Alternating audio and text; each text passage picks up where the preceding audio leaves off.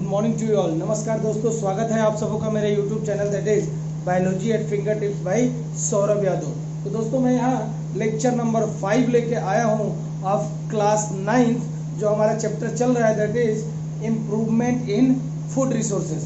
तो इससे पहले दोस्तों हमने बहुत सारी चीज़ें कर ली कि भैया सीड कैसे चाहिए, what is the basic requirement, seed जो होने चाहिए गुड क्वालिटी के होने चाहिए, रेजिस्टेंट होने चाहिए, उनकी प्रोडक्टिविटी ज़्यादा होनी चाहिए। तो ये सारे मैटर हम लगभग क्या कर चुके हैं, डील कर चुके हैं। वाइडर एडेप्टेबिलिटी होनी चाहिए, तो बहुत सारी चीज़ें हम लोग, लेस मोर्टालिटी रेट होना चाहिए, ये सारी चीज़ें हम क्या कर चुके हैं। और अब उनका जो ग्रो करने का ड्यूरेशन हो वो काफ़ी शॉर्ट हो, ज़्यादा ना हो, क्योंकि अगर मान लीजिए क्रॉप का जो पैटर्न होता है बेसिकली, अगर बहुत लाइफ पीरियड जितनी शॉर्ट होगी उतने ही ज़्यादा हम क्या कर सकेंगे, क्रॉप को एक साल के अंदर में उगा सकेंगे और ऑटोमेटिकली प्रोडक्टिविटी क्या होगी, इंक्रीज हो सकती है सब। तो उसमें हमने पहला पढ़ लिया था। अब जो दूसरा जो मेन इंपॉर्टेंट थिंग था that is what, crop production improvement. Similarly crop production improvement नाम से ही समझ में रहा है। क्रॉप मतलब क्या हो गया, जो भी आपकी क्रॉप्स हैं, रबी खरीफ क्रॉप कुछ भी हो, प्रोडक्शन यानी हमको यहाँ पे इम्फेसाइज करना है कि किस तरह से हम प्रोडक्टिविटी को क्या कर सके, इंक्रीज कर सके। तो दोस्तों जैसे सिंपल सी बात बोलूं, जब बच्चा पैदा होता है तो 2 से 2.5 किलो का होता है और इनिशियली 5 से 6 महीने उसको कोलेस्ट्रम यानी मम्मी का दूध ही पिलाया जाता है। लेकिन जैसे जैसे बच्चा बड़ा होता है उसको बाकी सारी चीजें भी दी जाती हैं, carbohydrate, fats, protein, vitamin, minerals, ये सारी चीजें दी जाती है ना। किस चीज के लिए, फॉर इट्स प्रॉपर ग्रोथ, ताकि उस नए बेबी का क्या हो सके, ग्रोथ हो सके। तो बेटा जी मैं भी लिविंग हूं, अगर मैं यही बात कहूं प्लांट्स के लिए, तो प्लांट्स भी एक क्या है, लिविंग थिंग है कि नहीं है। तो जो भी प्लांट्स होंगे उनको भी, और वो भी रिक्वायर्ड करते हैं कुछ अमाउंट में, क्या चाहिए उनको भी, सारे के सारे न्यूट्रिएंट चाहिए जो रिक्वायर्ड होंगे। Obviously these are the nutrients that are present inside the earth. वो अर्थ से लेते हैं इन न्यूट्रिएंट्स को। लेकिन अगर मान लीजिए प्रॉपर अमाउंट में, जैसे मान लीजिए कोई एक बच्चा है, जैसे मैं तो काफी मोटा हूं तो मुझे प्रॉपर अमाउंट में डाइट मिल रही है, लेकिन कभी कभार जब आप 11th में जाओगे तो वहां 2-4 डिजीज पढ़ाई जाती हैं, क्वासियोरकस, मरसमस, यानी विटामिन की कमी की वजह से जनरली ये डिजीज होती हैं। तो हम ये देखते हैं काफी लीन एंड थिन पर्सनालिटी होती है। क्यों? क्योंकि बेटा उसको प्रॉपर अमाउंट में ना कार्बोहाइड्रेट मिल रहा है, ना फैट मिल रहा है, ना प्रोटीन मिल रहा है, कुछ भी उसको प्रॉपर अमाउंट में नहीं मिल रहा है। तो इसलिए उसकी ग्रोथ रुक जाती है और उसकी प्रोडक्टिविटी भी क्या हो जाती है, काफी कम हो जाती है। अगर बोले सिमिलरली तो वो उसकी लिविंग स्टेटस भी अगर बोलेंगे तो काफी, अगर कोई पर्सन 50 से 60 साल जी रहा है तो उसका जो भी जिनके अंदर में इन सब की क्या होगी, कमी होती है, वो सारे 10 से 15 साल के बीच में ही निपट जाते हैं, यानी मर जाते हैं। इसी तरह से हमको अगर क्रॉप की प्रोडक्टिविटी को बढ़ाना है, क्रॉप के प्रोडक्शन को इंक्रीज करना है, तो इसीलिए हमें ध्यान में रखना होगा कि जो चीजें रिक्वायर्ड होती हैं फॉर द प्लांट्स के लिए, वो सारी चीजें इक्वल अमाउंट में, प्रॉपर अमाउंट में हम दें, ताकि उनकी प्रोडक्टिविटी प्रॉपर तरीके से हो सके। तो देखिएगा क्रॉप प्रोडक्शन इंप्रूवमेंट का मतलब क्या है, इट इन्वॉल्व्स डिफरेंट प्रैक्टिसेस। यहाँ पे हम देखेंगे अलग अलग प्रैक्टिसेस जो फार्मर अडॉप्ट करते हैं, carried out by the farmers to achieve higher standard of crop production. यानी यहाँ पे कोई भी टेक्निक्स, जो भी टेक्निक्स अप्लाई कर रहे हैं, मॉडर्न टेक्निक्स अप्लाई कर रहे हैं, किस लिए भैया, ताकि प्रोडक्टिविटी क्या हो, इंक्रीज हो। जो अगर मैं बोलूं 1 हेक्टेयर का लैंड था मेरे पास, वहां से मुझे 2 क्विंटल गेहूं मिल रहा था, 1 हेक्टेयर के लैंड से ही अगर मैं 5 क्विंटल गेहूं गेन करने लगूं, इसका मतलब प्रोडक्टिविटी वहां बढ़ी है। तो भैया हम नई नई टेक्निक्स अप्लाई करते हैं जिसकी वजह से हम प्रोडक्टिविटी को बढ़ा सकते हैं। ऐसे एक्टिविटीज को बोलते हैं क्रॉप प्रोडक्शन इंप्रूवमेंट टेक्नोलॉजीज। तो ऐसी कौन कौन सी टेक्निक है जिसकी वजह से आप क्या कर सकते हैं, क्रॉप की प्रोडक्टिविटी को बढ़ा सकते हैं। तो देखिएगा इसके इस ब्रॉड टॉपिक के अंदर में हम 3 मेन चीजें पढ़ेंगे। पहला न्यूट्रिएंट मैनेजमेंट। न्यूट्रिएंट मैनेजमेंट का मतलब कि भैया आपको मैनेज करना है ताकि हर प्लांट्स को प्रॉपर अमाउंट में न्यूट्रिएंट्स मिल सके। If they get the nutrients in the proper amount then their productivity will be ultimately increase. अगर किसी बच्चे को या अगर किसी प्लांट को उस जितना रिक्वायर्ड अमाउंट है, जैसे मान लीजिए कोई भी प्लांट है उसको 5 ग्राम कार्बन डाइऑक्साइड चाहिए, अगर आप उसको 3 ही ग्राम कार्बन डाइऑक्साइड दे पा रहे हैं तो उसकी खपत पूरी हो पा रही है क्या? उसको प्रॉपर अमाउंट में मिल पा रहा है क्या न्यूट्रिएंट? नहीं मिल पा रहा है, तो उसकी प्रोडक्टिविटी भी इंक्रीज नहीं होगी। लेकिन अगर मान लीजिए 5 ग्राम कार्बन डाइऑक्साइड चाहिए और आप 5 ग्राम कार्बन डाइऑक्साइड दे रहे हैं तो अल्टीमेटली जितनी उसकी रिक्वायरमेंट्स है आप उतना उसको प्रोवाइड कर रहे हैं, तो प्रोडक्टिविटी मोस्टली क्या होगी? इंक्रीज ही होगी। सेकेंड, हम देखेंगे बहुत सारी इरिगेशन फैसिलिटीज जो डेवलप हुई है। इरिगेशन के अंदर में हम लोग बेसिकली अगर बात करें तो जो हम लोग पानी देते हैं ना, पानी खेत में जो हम लोग जनरली वाटर को देते हैं that is called as the irrigation. यानी जो भी क्रॉप्स होंगी, अगर खरीफ क्रॉप है तो ऑब्वियसली थोड़ी कम वाटर चाहिए, लेकिन रबी क्रॉप्स को थोड़े कम चाहिए। खरीफ क्रॉप्स की रिक्वायरमेंट जैसे पैडी है उसकी रिक्वायरमेंट ज्यादा थी, हो या ना हो लेकिन वाटर तो चाहिए। तो the process through which water is provided in the land is called as irrigation, उसको हम लोग इरिगेशन कहते हैं। तो पहले अगर देखा जाए तो काफी पुरानी टेक्नोलॉजीज होती थी, लेकिन आजकल बहुत मॉडर्न टेक्नोलॉजी, अगर स्प्रिंकल इरिगेशन पढ़ेंगे, ड्रिप इरिगेशन पढ़ेंगे, तो यहाँ हम लोग इसको डील करेंगे बाद में डिटेल में। And the next that is the cropping pattern, इसके अंदर में भी मिक्स्ड क्रॉपिंग, इंटर क्रॉपिंग, 2-4 चीजें हम पढ़ने वाले हैं। तो पूरे क्रॉप प्रोडक्शन इंप्रूवमेंट में हमको 3 ब्रॉड हेडिंग पढ़नी है। पहला है न्यूट्रिएंट मैनेजमेंट, दूसरा इरिगेशन और तीसरा क्रॉपिंग पैटर्न्स। पहला हम लोग स्टार्ट करेंगे तो पहले आप लोग ये और ये लिख लीजिएगा, फिर हम न्यूट्रिएंट मैनेजमेंट स्टार्ट करते हैं।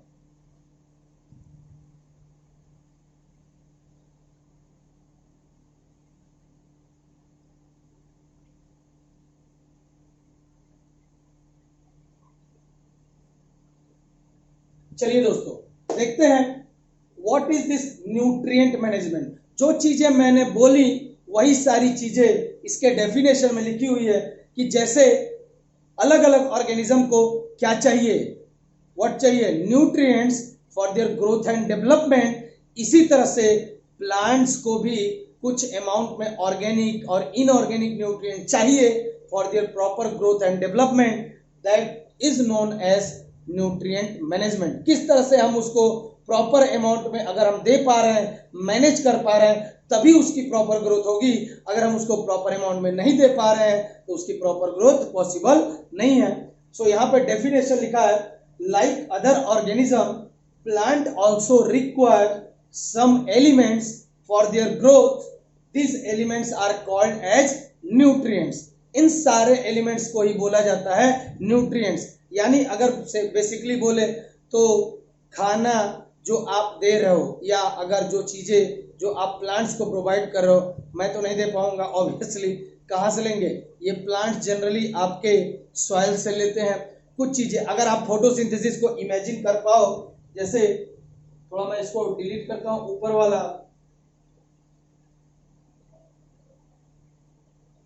ओके। तो कई बार आप फोटोसिंथेसिस पढ़ते हो, जैसे मान लीजिए कोई प्लांट है, okay, this is the plant. Plant का रिक्वायरमेंट क्या क्या है? सन से इसको मिलती है सनलाइट, क्या मिलती है? जैसे मान लीजिए ये सन है, सन से इसको सनलाइट मिलती है। एटमॉस्फेयर से इसको मिलता है कार्बन डाइऑक्साइड और रूट्स से मिलता है इसको H2O।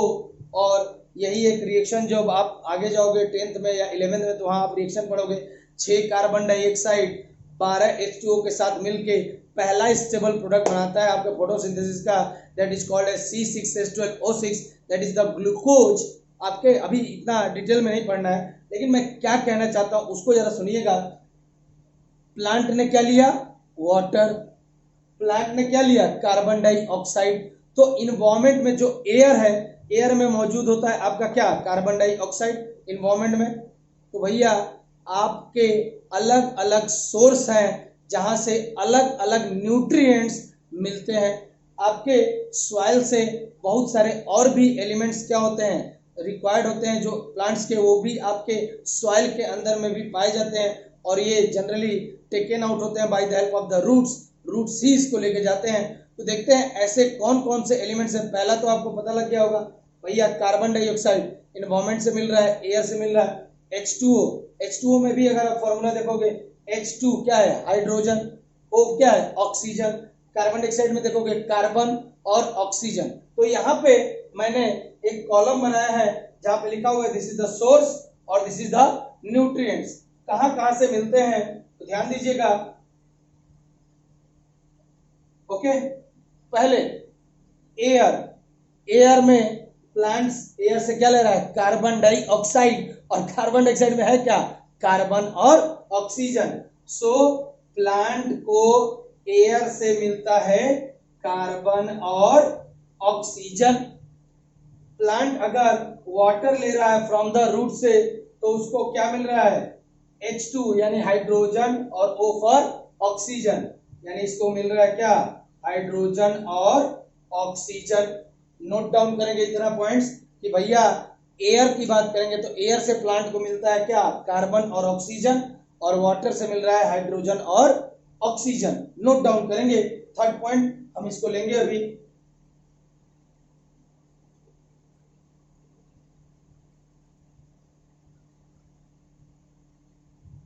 चलिए हम ये देखते हैं, बहुत सारे एलिमेंट्स जो होते हैं, प्लांट्स जो होता है, प्लांट्स लेता है फ्रॉम द सॉइल। जो भी प्लांट है वो सॉइल से बहुत सारे एलिमेंट्स को लेता है। कौन कौन से एलिमेंट्स हैं सुनिएगा। पहले बेसिक डेफिनेशन सुन लीजिए। देखिए, अगर मैं बोलूं, जैसे मान लीजिए मैं एनिमल हूं, तो अगर मान लीजिए glucose is a source of energy है, तो ग्लूकोज एक सिंपली क्या होता है, कार्बोहाइड्रेट होता है। तो कार्बोहाइड्रेट की रिक्वायरमेंट जो होती है मेरे अंदर में बहुत ज्यादा है। तो जिसकी रिक्वायरमेंट बहुत ज्यादा है वो कौन से एलिमेंट कहलाएंगे, मैक्रो। क्या कहलाएंगे, मैक्रो। और जिसकी रिक्वायरमेंट थोड़ी कम है that is called as the micro element. पहले तो ये ध्यान रखिएगा। तो भैया सॉइल के अंदर से जो प्लांट होता है उसको दो प्रकार के एलिमेंट्स मिलते हैं। पहला है मैक्रो एलिमेंट्स और दूसरा होगा माइक्रो एलिमेंट्स। जिसकी रिक्वायरमेंट किसी भी प्लांट में ज्यादा है that is called as macro elements, और जिनकी रिक्वायरमेंट कम है that is called as micro elements. तो इनको याद करने के लिए एक ट्रिक है मेरे पास जो आपको आसानी से याद हो जाएगी। पहले हम लोग याद कर लेते हैं मैक्रो एलिमेंट्स, क्योंकि मैक्रो एलिमेंट्स के एग्जांपल यहां मैंने लिखे हैं। P for phosphorus, K for potassium, Ca for calcium, C for carbon, hydrogen, oxygen, nitrogen, sulphur, magnesium. तो ये जनरली याद नहीं हो सकता भैया इतने सारे एलिमेंट्स हैं कैसे याद कर लेंगे। तो सिंपल सा एक ट्रिक है, आपको याद करना है पीके पिक्चर देखी होगी ना आमिर खान वाली। का पीके का कौन, CHON। पीके का कौन सा मग। तो सपोज कर लीजिए कि आपके घर में भी कोई पीके है और एक एनके है। तो मम्मी ने कहा एनके पीके का मग दे दो। दो मग है उसके पास, एक रेड है और एक व्हाइट है। तो पूछ रहा है पीके का कौन सा मग दूं मम्मी। तो याद ऐसे ही करना है, पीके का CHON मतलब कौन सा मग। सिंपल है, P फॉर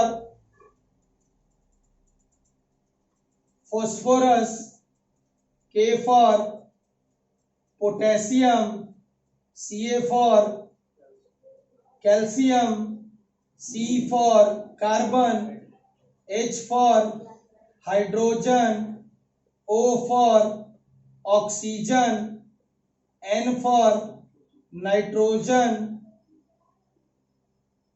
एस यहां से लेंगे, एस फॉर सल्फर, और यहां से Mg लेंगे, Mg स्टैंड फॉर मैग्नीशियम। तो आप इस तरह से याद कर सकते हो। माइक्रो एलिमेंट्स वो एलिमेंट्स होते हैं जो रिक्वायर्ड होते हैं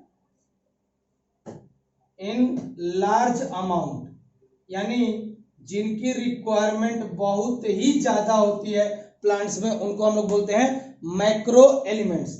नोट डाउन करेंगे।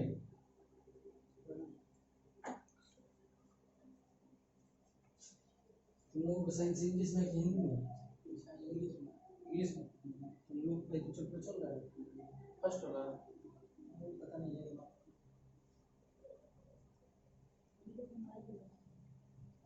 तो दोस्तों आप लोगों को थोड़ी बहुत आसानी तो हुई होगी इसको याद करने में। जो एलिमेंट्स आपके लार्ज अमाउंट में आपके चाहिए प्लांट्स में, that is called as the macro elements, उसको आप याद कर सकते हैं सिंपल ट्रिक से। पीके का कौन सा मग? P for phosphorus, K for potassium, Ca for calcium, C for carbon, H for hydrogen, oxygen, nitrogen, S for sulphur and Mg for magnesium. Note down करेंगे इस पॉइंट को। अब जो दूसरा एलिमेंट जो यहां दे रखा है, दैट इज जो सॉइल से आपको मिलेगा, मुझे नहीं प्लांट्स को मिलेगा, that is called as micro elements. So micro elements कौन होते हैं? That are required by plants in less amount या रिक्वायर्ड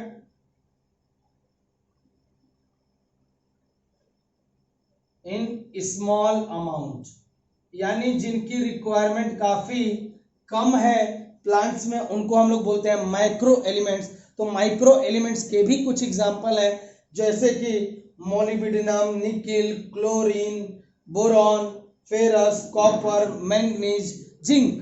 तो ये भी याद करने में काफी दिक्कत आती है, तो इसके लिए भी एक ट्रिक है। जैसे मान लीजिए मोनी, कॉल, भुवन, फेकू, मंजन। सो मोनी जो है ना, भुवन को फेकू कहती है। क्या कहती है? फेकू। और क्या करते हैं? मंजन ऐड कर दिया। सो मोनी भुवन को क्या कर रही है? कॉल कर रही है, बुला रही है। सो मोनी या बुलाती है। मोनी, कॉल, भुवन, फेकू, मंजन। क्या मैंने बोला? मोनी, कॉल, भुवन, फेकू, मंजन। तो याद कर लेते हैं। MO stand for molybdenum, Ni stand for nickel, C stand for, और Cl मतलब होता है chlorine, B for boron, Fe stand for ferrous या iron, Cu stand for copper, Mn stand for manganese, Zn stand for zinc. So आप इस तरह से micro elements को भी याद कर सकते हैं। That is called as Moni, कॉल, भुवन, फेकू, मंजन। सो जो रिक्वायर होते हैं स्मॉल अमाउंट में, that is called as the micro elements. और ट्रिक है आपके पास में, कैसे याद करेंगे? मोनी, कॉल, भुवन, फेकू, मंजन। MO for molybdenum, Ni for nickel, Cl that is the chlorine, B भुवन से बोरॉन, Fe से फेरस, Cu से कॉपर, Mn से मैंगनीज एंड Zn से जिंक। नोट डाउन करेंगे, बहुत ही इंपॉर्टेंट है।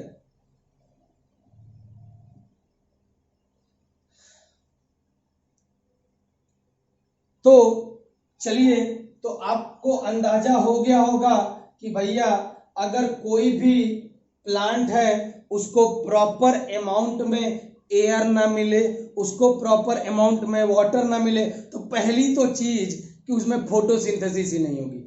अगर इन्वायरमेंट से कार्बन डाइऑक्साइड नहीं मिले, इन्वायरमेंट से और सॉइल से उसको वाटर ना मिले, जब आप रिएक्शन देखोगे तो फोटोसिंथेसिस का रिएक्शन होता है 6 carbon dioxide plus 12 H2O in the presence of sunlight and chlorophyll pigment, जो कि आपके लीफ में पाया जाता है। इन्हीं की मदद से बनता है C6H12O6 plus 6O2 plus 6H2O। तो ये मॉलिक्यूल्स जो है ये जनरली आपका एक रिएक्शन है that is called as the photosynthetic reaction. तो 6 molecules carbon dioxide, 12 molecules water चाहिए, तभी आपका ग्लूकोज फॉर्मेशन हो सकता है। ओके, इसको मैं थोड़ा ब्रॉड करके लिखता हूं यहां पे।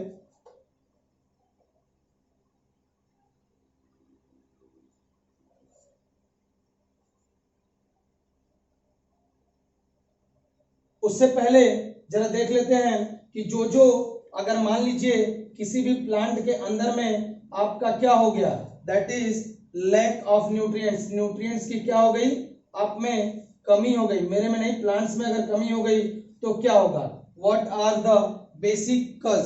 तो पहले ये देख लेंगे harmful effects of lack of nutrients. यानी अगर मान लीजिए कि उसको प्रॉपर अमाउंट में न्यूट्रिएंट नहीं मिलेगा, मेरे कोई मान लीजिए मुझे प्रॉपर अमाउंट में न्यूट्रिएंट नहीं मिलेगा, मेरी ग्रोथ हो सकती है क्या, नहीं हो सकती है।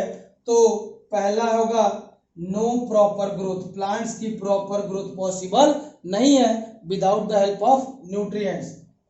अब अगर हम पढ़ रहे थे लो रेजिस्टेंट टू डिजीज, देखिए जो भी अगर मैं हूं, मैं अगर हेल्दी हूं या अगर मैं पूरी तरह से मुझे प्रॉपर अमाउंट में न्यूट्रिएंट्स मिल रहे हैं, कार्बोहाइड्रेट, फैट्स, प्रोटीन, विटामिन, तो कोई भी फॉरेन पार्टिकल्स अगर मेरे ऊपर अटैक करता है, फॉर एग्जांपल बैक्टीरिया, वायरस, तो मैं उनके लिए रेजिस्टेंट होऊंगा और उनसे फाइट करूंगा। लेकिन अगर मान लीजिए मुझे खुद ही न्यूट्रिएंट कम मिल रहा है, मैं दुब के बैठा हूं एकदम से, तो और भी जितने सारे चीजें होंगी, जितने सारे वायरस, बैक्टीरिया, ये सारे आसानी से अटैक कर पाएंगे। क्यों? क्योंकि मैं खुद कमजोर हूं। तो उसी तरह से प्लांट जो होते हैं लो रेजिस्टेंट टू डिजीज, अगर मान लीजिए उनको प्रॉपर अमाउंट में न्यूट्रिशन नहीं मिल रहा है प्लांट्स को, तो वो रेजिस्टेंट टू ड्रट, फ्लड, या अगर बोले कोई भी उसके ऊपर आके क्या करेगा, कोई भी एफिड्स या कोई भी कीड़ा मकोड़ा आके आसानी से उसको चट कर जाएगा। क्यों? क्योंकि वो उसमें रेजिस्टेंट नहीं है। किसके लिए? फॉर द, किसके लिए भैया? फॉर द कोई भी इंसेक्ट के लिए, फॉर एनी फ्लड, ड्रट, इन सब के लिए उसके पास रेजिस्टेंट नहीं होगा। Last that is the proper fruit भी नहीं आएगा, प्रॉपर फ्लावर भी नहीं आएंगे। सो ये हार्मफुल इफेक्ट होते हैं किसके वजह से? Due to the lack of nutrients. अगर मैं बता रहा था आपको रिएक्शन कि 6 मॉलिक्यूल्स मिलते हैं कार्बन डाइऑक्साइड के, 12 मॉलिक्यूल्स मिलते हैं H2O के, in the presence of sunlight और क्लोरोफिल पिगमेंट के प्रेजेंस में, जो आपके लीफ में पाया जाता है, जो पहला स्टेबल प्रोडक्ट बनता है प्लांट में, वो बनता है C6H12O6, 6O2 एंड आपका 6H2O। ओके, सो जो पहला स्टेबल प्रोडक्ट बनता है वो होता है ग्लूकोज। तो जब आप इस रिएक्शन को देखेंगे, ये बेसिकली जो रिएक्शन है ये है फोटो सिंथेटिक रिएक्शन, यानी ये रिएक्शन है आपका फोटोसिंथेसिस का। तो पहले जो इनपुट हम देते हैं फोटोसिंथेसिस के लिए वो क्या है? प्लांट को हम क्या देते हैं? प्लांट जो है इन्वायरमेंट से लेता है कार्बन डाइऑक्साइड, लैंड से लेता है H2O, तब जाके लीफ में जो पहला स्टेबल प्रोडक्ट बनता है वो बनता है क्या बेटा जी? ग्लूकोज। यानी अगर आप ध्यान से सोचें भैया, अगर एयर ना रहे या एयर से कार्बन और ऑक्सीजन यानी कि कार्बन डाइऑक्साइड प्लांट को ना मिले, अगर पौधे को नीचे से यानी लैंड से वाटर ना मिले, तो कभी फोटोसिंथेसिस कर पाएगा क्या? इमेजिन कर लीजिए, नहीं कर पाएगा। सो प्रॉपर अमाउंट में चाहे कार्बन हो, चाहे ऑक्सीजन हो, चाहे नाइट्रोजन हो, चाहे हाइड्रोजन हो, चाहे कोई भी चीज एलिमेंट्स हो, प्रॉपर अमाउंट में अगर प्लांट को मिलेगा तो ही उसकी ग्रोथ पॉसिबल है, वरना उसकी ग्रोथ पॉसिबल नहीं है। क्योंकि अगर उससे नहीं मिलेगा तो कभी भी ग्लूकोज बनेगा ही नहीं, फूड नहीं बनेगा तो प्लांट्स का सर्वाइवल हो ही नहीं सकता है। नोट डाउन करेंगे इस पॉइंट को। चलिए अब हम देखते हैं जो चीजें आपके नेक्स्ट हाफ में दे रखी हैं, दैट इज कॉल्ड एज आपके मैन्योर्स एंड फर्टिलाइजर। ठीक है, पहले हम मैन्योर एंड फर्टिलाइजर्स। हम लोग, आप लोग ने देखा होगा कि गांव में जनरली क्या होता है, गोबर का इस्तेमाल किया जाता है। गोबर समझ रहे हो ना, डंग, काउ डंग, एनिमल डंग का यूज किया जाता है और उसको लोग ले जाके खेत में डालते हैं। ऐसे मजे में नहीं डालते हैं। क्यों डालते हैं?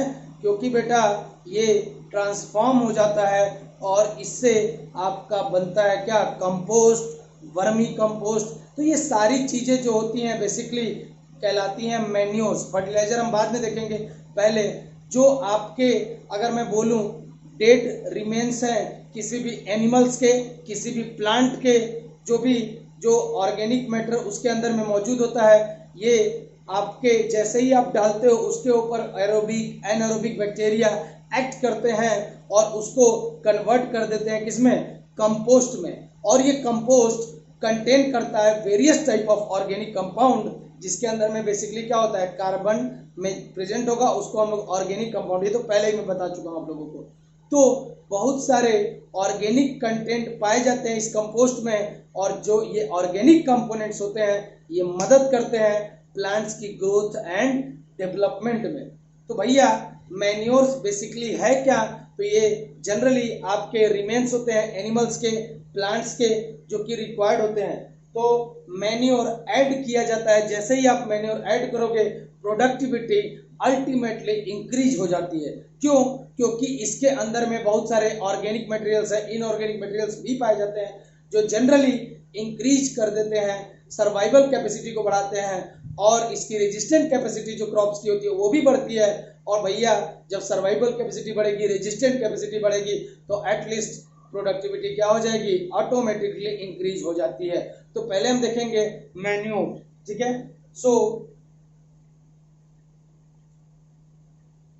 Plant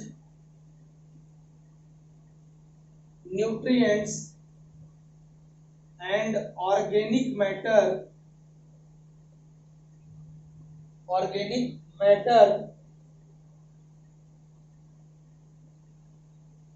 in the soil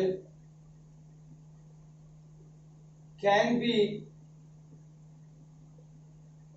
increased by adding manure, okay, and fertilizers to the soil। दोस्तों आप लोगों ने देखा होगा, अगर आप किसान वाले घर से बिलोंग करते हैं तो जनरली बहुत सारी चीजें मार्केट से खरीद के लाई जाती है। फर्टिलाइजर, पोटैश कहते हैं, खाद कहते हैं, और ये इसको लाया जाता है और जनरली आपके जब सीड की सोइंग की जाती है उस समय डाला जाता है। तो इसका बेसिक पर्पज ये होता है कि प्रोडक्टिविटी को क्या करेगा, ये इसके अंदर में वही सारे nitrogen, phosphorus, NPK, nitrogen, phosphorus, potassium, ये सारे जो हमने न्यूट्रिएंट्स पढ़े ये मौजूद होते हैं। और जब बेसिकली हम क्यों सप्लाई करते हैं, तो देखिए आप बार बार खेती कर रहे हो तो बार बार वहां कोई चीजें उग रही हैं, तो कोई चीज उग रही है तो वो न्यूट्रिएंट्स को ले रहा है, तो अल्टीमेटली लैंड के अंदर में उस न्यूट्रिएंट्स की कमी होगी कि नहीं होगी, एटलीस्ट कमी तो होगी ही होगी। तो जब कमी होती है तो ऑटोमेटिकली 10 साल 15 साल प्रोडक्टिविटी होती है, उसके बाद वो बैरन लैंड में कन्वर्ट होने का खतरा होता है। इसीलिए हम बार बार रिसाइकल करते रहते हैं, किसके अंदर में, उसके अंदर में न्यूट्रिएंट सप्लाई करते रहते हैं लैंड के अंदर में, ताकि वहां पे कभी भी न्यूट्रिएंट्स की कमी ना पड़े। और जब न्यूट्रिएंट्स की कमी नहीं पड़ेगी तो प्लांट्स की प्रोडक्टिविटी भी अच्छी से होती रहती है। यहाँ पे दे रखा है प्लांट न्यूट्रिएंट्स और ऑर्गेनिक मैटर जो होगा सॉइल में उसको बढ़ाया जा सकता है। कैसे? By adding manure and fertilisers to the soil.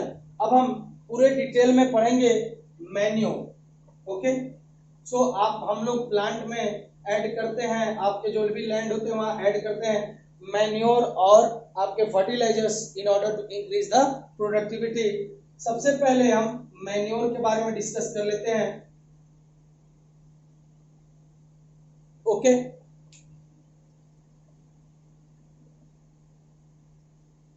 चलिए देखिए, जनरली अगर मैं बोल रहा था तो उसी से जो ह्यूमन एक्सक्रीटा होता है, जो एनिमल एक्सक्रीटा होता है, जैसे जनरली हम लोग बोलते हैं जो आपका काऊ का डंग होता है, प्लांट का वेस्ट हो गया, ये बेसिकली इन सबों को छोड़ दिया जाता है। कोई एक गड्ढा होता है या एक पिट बना के एक बड़ा सा, उसमें दो तरह से भी आप कर सकते हैं, या तो उसको क्लोज भी कर सकते हैं। जब आप क्लोज करोगे वो आपके उसके अंदर में कोई भी चीजें नहीं जा रही है तो वहां एनएरोबिक बैक्टीरिया ग्रो करेंगे और उससे जो आपका एनिमल वेस्ट है, प्लांट वेस्ट है, इसको डिकम्पोज करके क्या करेंगे, डिकम्पोज करके उसको कंपोस्ट में चेंज कर सकते हैं। लेकिन अगर मान लीजिए आपने पिट लिया, पिट मतलब कहीं भी कोई भी एक बड़ा सा टैंकर टाइप का कोई भी जगह ले लीजिए, और अगर आपने इसको ढक दिया, ढक के रख दिया, तो कोई ऑक्सीजन नहीं जा रहा है, तो ऑक्सीजन नहीं जा रहा है तो यहाँ एनएरोबिक ऑर्गेनिज्म ग्रो करेंगे, और एनएरोबिक ऑर्गेनिज्म जो होंगे, जो यहाँ मौजूद है, यहाँ जो चीजें हैं, यहाँ चीजें कौन सी भरी आपने, animal waste plus plant waste, ये दोनों वेस्ट आपने यहाँ भरी है। तो और आपने इस पिट को, गड्ढे को ढक दिया है, ऊपर से कोई भी एयर नहीं आ रही है, तो यहाँ कौन सी ऑर्गेनिज्म डेवलप कर जाएंगी, एनएरोबिक ऑर्गेनिज्म, यानी कि जो विदाउट ऑक्सीजन सरवाइव कर पाएंगी। सो यहाँ जो चीज बनती है इन दोनों को डिकम्पोज करेंगे ये एनएरोबिक ऑर्गेनिज्म, और इसको कंपोस्ट में क्या कर देंगे, डिग्रेड करके जो चीज बनाएंगे वो कहलाती है कंपोस्ट। और इस कंपोस्ट में बहुत सारी न्यूट्रिएंट्स होते हैं, ऑर्गेनिक मटेरियल होता है जो आपके प्लांट की प्रोडक्टिविटी को क्या कर सकते हैं, इंक्रीज कर सकते हैं। तो ये तो एक हो गया एनएरोबिक ऑर्गेनिज्म वाला। अब अगर मान लीजिए ये पिट है, अब इस पिट को मैंने ऊपर से ओपनली छोड़ दिया है, तो यहाँ पे एयर आएगी, तो कौन से ऑर्गेनिज्म आएंगे भैया, कौन से ऑर्गेनिज्म, एरोबिक ऑर्गेनिज्म। और ये एरोबिक ऑर्गेनिज्म जो डेवलप होंगे, अब ये एनिमल वेस्ट और प्लांट वेस्ट को कन्वर्ट करने वाले कौन से ऑर्गेनिज्म होंगे, एरोबिक ऑर्गेनिज्म होंगे, और ये भी उसको क्या कर देंगे, कंपोस्ट में चेंज कर देंगे। तो बेसिकली अगर ढक भी सकते हो और नहीं भी ढक सकते हो, आपको बस इतना याद रखना है कि मैन्योर कैसे बनाया जाता है। तो यहाँ पे एनिमल वेस्ट या प्लांट वेस्ट को लिया जाता है और इसके अंदर में क्या किया जाता है, अगर आपने ऊपर से ढक दिया तो वहाँ एनारोबिक ऑर्गेनिज्म डिग्रेड करेंगे, इनको कंपोस्ट बना देंगे, या अगर नहीं ढका है, खुला हुआ है, तो एरोबिक माइक्रोऑर्गेनिज्म डेवलप करेंगी और एनिमल वेस्ट और प्लांट वेस्ट को कन्वर्ट कर देती है कंपोस्ट में। और ये जो कंपोस्ट होता है it is very rich in organic matter, और कुछ न्यूट्रिएंट्स की बात करेंगे, फॉर एग्जांपल नाइट्रोजन और फॉस्फोरस आसानी से आपको इस कंपोस्ट में मिलेगा। और जब ये मिलेगा तो आपके प्लांट्स को ये दिया जाएगा, जब आप ऐड करते हो प्लांट्स में तो यानी कि लैंड में, तो ऑटोमेटिकली ये न्यूट्रिएंट्स, ये ऑर्गेनिक मैटर आपके लैंड में जाएगा, और जब लैंड में जाएगा वहां प्लांट ग्रो करेगा, तो प्लांट ऑटोमेटिकली इसको लेगा और प्रोडक्टिविटी इसकी क्या हो जाएगी, इंक्रीज हो जाएगी। सो देखते हैं पहले डेफिनेशन क्या हो जाएगा मैन्योर का। So manure is basically, it is defined as, कैसे, क्या हो रहा है यहाँ पे, decomposition. It is defined as decomposition. Decomposition का मतलब होता है टूटना, okay. Decomposition of animal excreta. Excreta का मतलब होता है जो एनिमल की गंदगी होती है, जैसे काउ डंग, एनिमल डंग जो हो जाएगा, कॉमा प्लांट वेस्ट। सो यहाँ पे बेसिकली मैन्योर कैसे बनता है, by the decomposition of animal excreta and plant waste, okay. Next point, manure क्या कंटेन करता है, जैसे मैंने बोला बहुत सारे ऑर्गेनिक मैटर, और क्या हो जाएगा, कुछ एक स्मॉल अमाउंट ऑफ न्यूट्रिएंट जैसे कि फॉस्फोरस, नाइट्रोजन। सो manure mainly contains organic matter जो आपके प्लांट्स के द्वारा रिक्वायर्ड होते हैं, and also some amount of nutrients, जैसे कि नाइट्रोजन, फास्फोरस, कुछ अमाउंट ऑफ न्यूट्रिएंट्स भी उनको चाहिए। ऑर्गेनिक मैटर जिसमें मैंने बता ही दिया था, जिस किसी में भी और क्या मौजूद है, कार्बन मौजूद है, दैट इज कॉल्ड एज क्या बेटा जी, ऑर्गेनिक मैटर। ओके, और जो भी मैन्योर होगा वो बायोलॉजिकल मटेरियल के बेसिस पे, यानी अगर मैं बोलूं सिंपल तो on the basis of biological material manures को तीन अलग अलग मैन्योर में पढ़ा जाता है। पहला कंपोस्ट, दूसरा वर्मी कंपोस्ट और तीसरा that is called as the green manure. So next लिखेंगे बेस्ड ऑन बायोलॉजिकल, यानी कौन सी ऑर्गेनिज्म, लिविंग ऑर्गेनिज्म उसमें एक्ट कर रही हैं ताकि आपका ये डिकम्पोजिशन हो सके। जैसे मैंने बोला एनिमल वेस्ट, ह्यूमन और आपका प्लांट वेस्ट, इसको कन्वर्ट कर सकता है एरोबिक ऑर्गेनिज्म भी, एनएरोबिक ऑर्गेनिज्म भी। तो बेसिकली अगर कोई भी ऑर्गेनिज्म है तो वो लिविंग ही है ना। सो लिविंग को हम लोग बोलते हैं biological. So based on biological material used, कौन सा बायोलॉजिकल मटेरियल यूज हो रहा है, मैन्योर आर ऑफ 3 टाइप्स। सो कितने प्रकार के मैन्योर्स हमें पढ़ने हैं? पहला हम पढ़ेंगे कंपोस्ट, दूसरा हम पढ़ेंगे वर्मी कंपोस्ट और तीसरा हम पढ़ेंगे ग्रीन मैन्योर। नोट डाउन कर लीजिएगा। बायोलॉजिकल मटेरियल जो यूज करते हैं उसके बेसिस पे 3 प्रकार का हो सकता है आपका मैन्योर। पहला कंपोस्ट, दूसरा वर्मी कंपोस्ट, तीसरा ग्रीन मैन्योर। नोट डाउन करेंगे, बहुत ही इंपॉर्टेंट पॉइंट है। चलिए देखते हैं, पहला हम देखेंगे दैट इज मैन्योर में जो पहला पार्ट है दैट इज कंपोस्ट। ओके, सो जैसा कि मैंने पहले ही बोला कि यहाँ पे जनरली एक गड्ढे में, एक पिट में जो बर्तन नुमा जगह होती है उसके अंदर में आप एनिमल वेस्ट ले लो, किचन वेस्ट ले लो या फिर आप प्लांट वेस्ट ले लो, कोई भी वेस्ट। तो बेसिकली हम लोग क्या ले रहे हैं, एनिमल वेस्ट। अगर एनिमल वेस्ट की बात करेंगे जैसे कि काउ डंग, यानी एनिमल डंग हो गया, इसका काउ डंग या कोई भी एनिमल डंग लिख दें, काउ डंग नहीं, एनिमल डंग जो उसका एक्सक्रीटा है, या फिर प्लांट वेस्ट या फिर किचन वेस्ट। जैसे आपका जो छिलका विलका बच जाता है ना, जैसे आप किचन में सब्जी काटते हो तो इन सब वेस्ट को लिया और ले जाके कहाँ डाल दिया, मेनली इसको ले जाके कहाँ डाल दिया, वेस्ट वुड, यानी जो खराब लकड़ी वकड़ी भी है ना उसको भी, क्योंकि ये भी डिग्रेड हो जाती है। जैसे आप देखे हुए टर्माइट्स होते हैं जो इस वुड्स को कन्वर्ट कर देते हैं। तो animal waste, plant waste, kitchen waste, कोई भी वेस्ट है या वेस्ट वुड जो खराब पड़ी लकड़ी हुई है, इन सबको ले जाके एक जगह पे इसको हम लोग क्या कर लेते हैं, लेफ्ट इनटू पिट, इसको एक गड्ढे में या एक बर्तन में इसको हम लोग सिक्योर करते हैं for long time.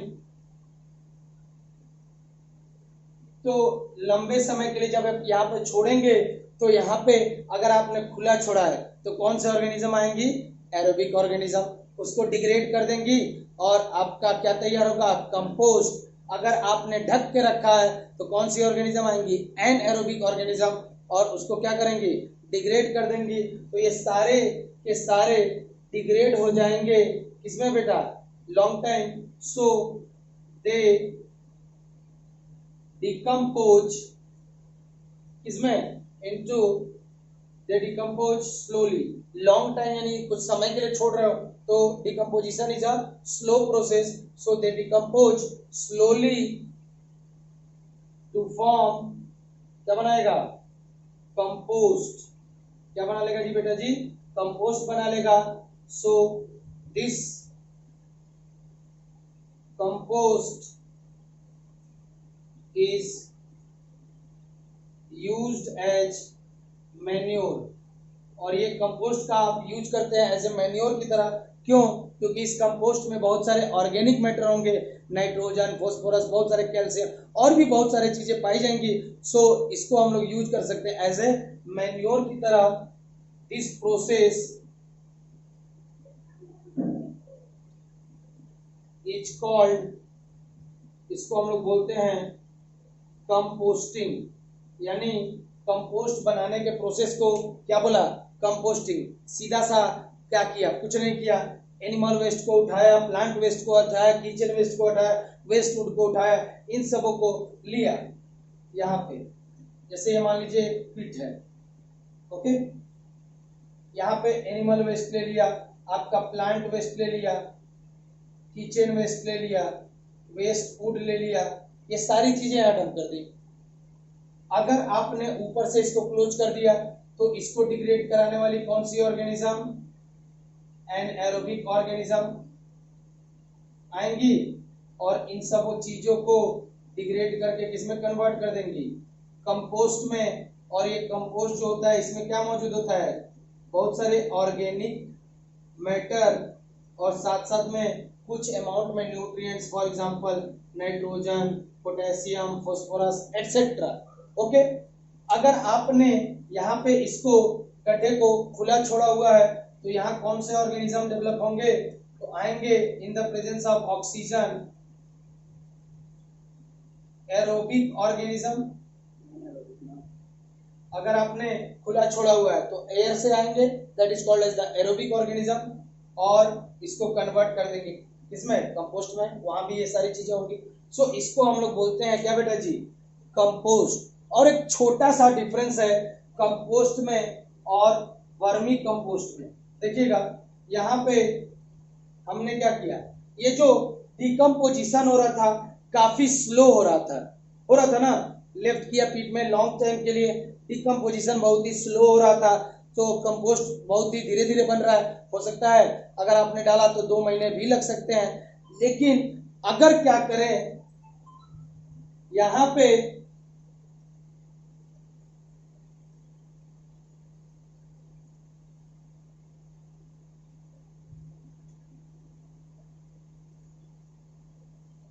Vermi compost, ध्यान रखिएगा, second that is called as the vermi compost. तो मैंने बोला कंपोस्ट काफी स्लो प्रोसेस था। अब क्या किया जाता है बेटा जी? आपने एक जगह पिट में सारी एनिमल वेस्ट, किचन में सब वेस्ट ले लिया और उसको छोड़ दिया, तो एरोबिक एनारोबिक ऑर्गेनिज्म धीरे धीरे डेवलप हो रहे हैं, डिकम्पोजिशन काफी स्लो हो रहा है। लेकिन थोड़ा सा मॉडिफिकेशन कर दीजिए, उस पिट में आप केंचुए छोड़ दीजिए। केंचुए मतलब अर्थवर्म को छोड़ दीजिए। अब आप अर्थवर्म छोड़ेंगे, ऑटोमेटिकली जो स्लो प्रोसेस था वो बहुत ही फास्ट हो जाएगा। सो जब कभी भी आप animal waste, kitchen waste, plant waste, waste wood, इन सबों का डिकम्पोजिशन करा रहे हैं in the presence of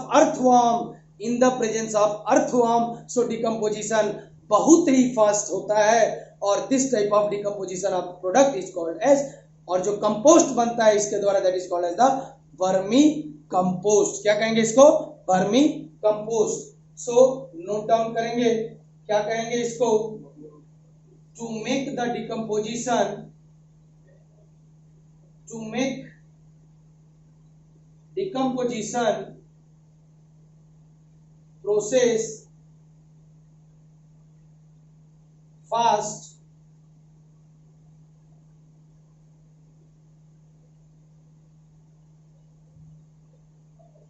earthworm are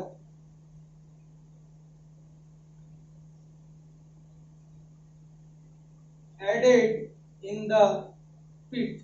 तो एकदम सेम प्रोसेस है। सेम प्रोसेस मतलब ये ले लीजिए, यहाँ पे एनिमल वेस्ट भी है, प्लांट वेस्ट भी है, वेस्ट वुड भी है, और भी बहुत सारी चीजें हैं।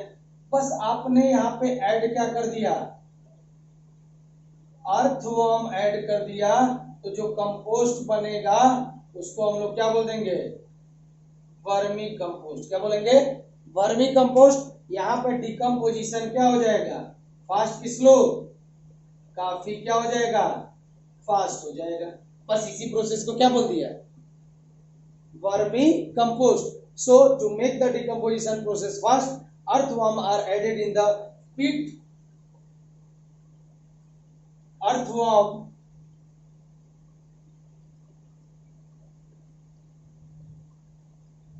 itself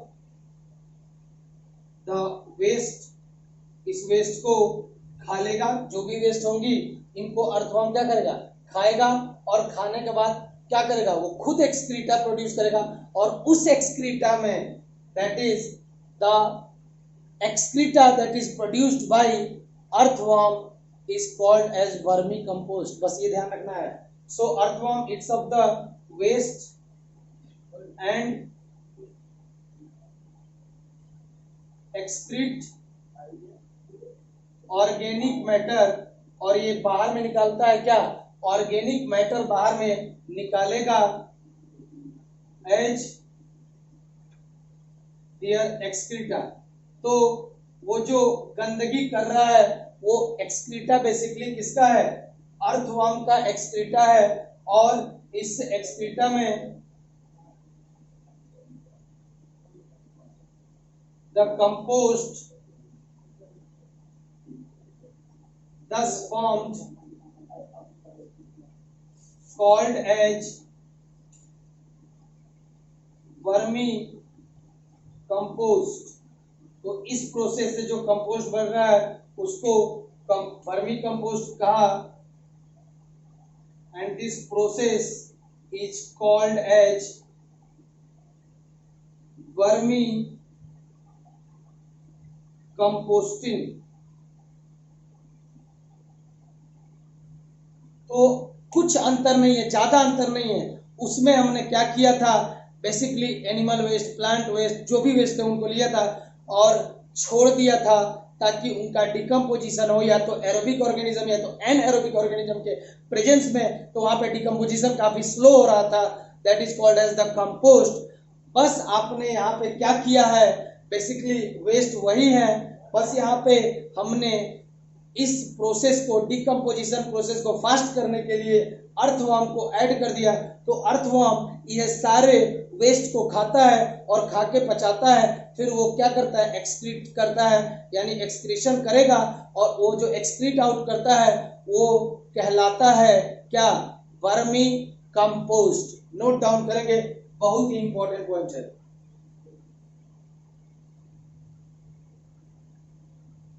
चलिए last, that is the green manure. That is the last part.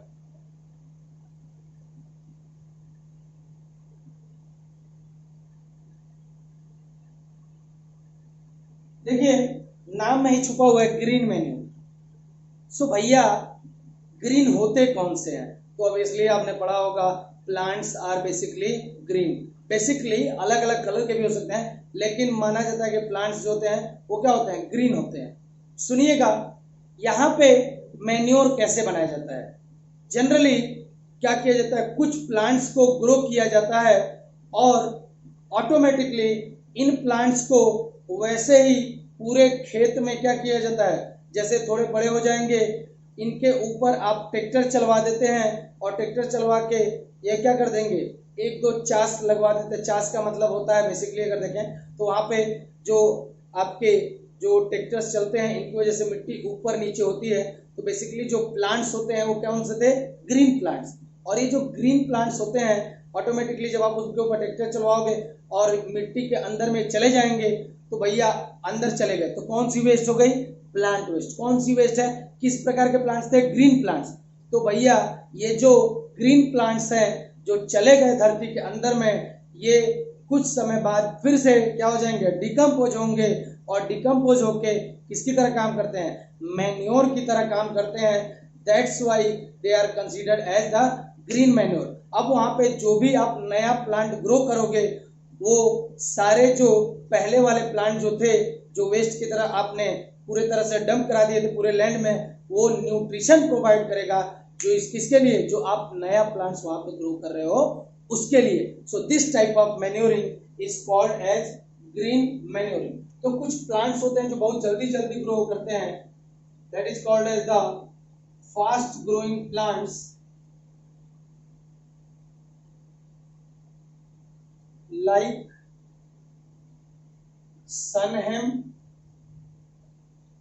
इनको हिंदी में सुनभांग भी कहते हैं। सुनभांग नहीं, सुनना नहीं है, सुनभांग इज द नेम है, इसका सनहेम का नाम है सुनभांग। और ग्वार, जिसको हम लोग क्लस्टर बीन भी कहते हैं, ये बहुत ही जल्दी जल्दी आपके प्लांट जनरली क्या करते हैं, इनको उगाया जाता है आपके खेत में, क्योंकि बहुत कम समय में जल्दी ग्रो कर जाते हैं। इनका मतलब छोटे छोटे से इतने बड़े हो जाते हैं बहुत ही कम समय में। अल्टीमेटली जैसे ही ग्रो करते हैं, इनको पूरी तरह से क्या किया जाता है, ट्रैक्टर की मदद से पूरे लैंड में इसको क्या किया जाता है, हार्वेस्ट करा के, और उसके बाद इसको मिट्टी में दाब दिया जाता है। सो क्लस्टर बीन आर ग्रोन, पहले इसको ग्रो करेंगे क्योंकि बहुत ही जल्दी ग्रो हो रहे हैं। They are then mulched। mulched का मतलब क्या हुआ, इनको मिट्टी में क्या किया जाता है, दबा दिया जाता है। mulched into the soil, plugging सुना होगा ना, plugging, that is soil by plugging. So plugging करके इनको क्या किया जाता है, सॉइल के अंदर में दबा दिया जाता है, यानी इसको हमने क्या किया,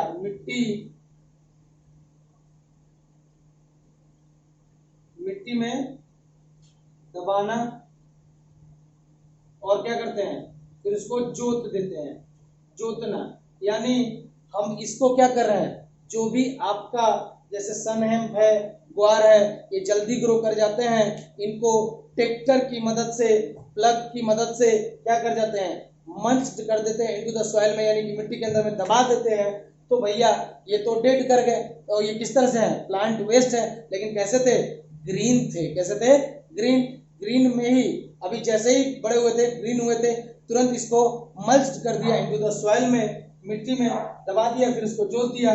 तो क्या करेंगे, जैसे ही आप उसको वहां करोगे, ऑटोमेटिकली अर्थवर्म या और भी चीजें हैं वहां पे, एरोबिक एनारोबिक बैक्टीरिया जो भी होंगे, एरोबिक बेसिकली बैक्टीरिया प्रेजेंट होते हैं, दे डिकम्पोज, वो इनको क्या कराएंगे, दे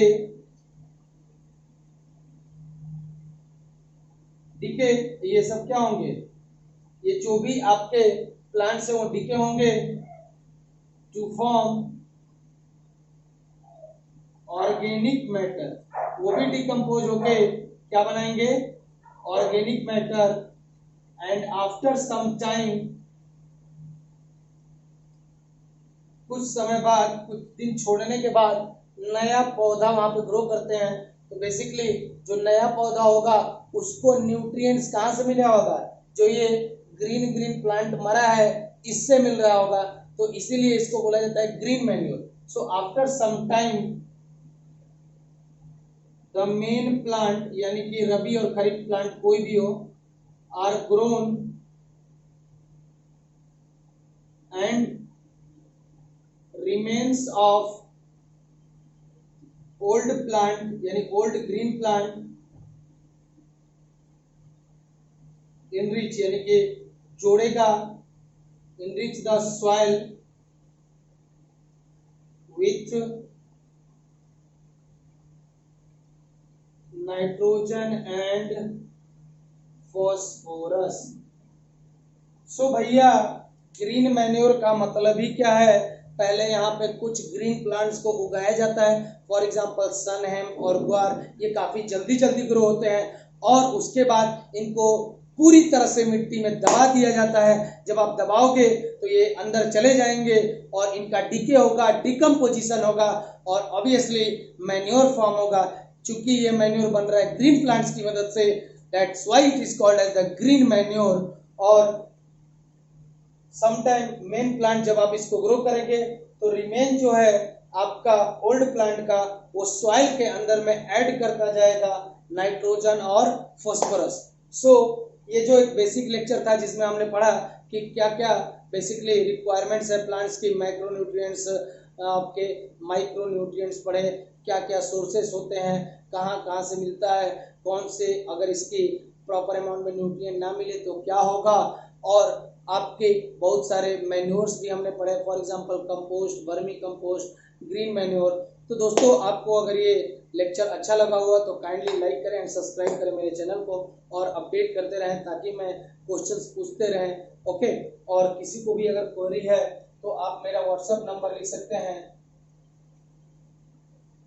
दैट इज 8077363019। इसके ऊपर आप क्या कर सकते हैं, कोई भी क्वेश्चन आप आसानी से यहाँ पे ड्रॉप कर दीजिएगा, मैं देखूंगा और उसको सॉल्व करने की कोशिश करूंगा। Thank you all.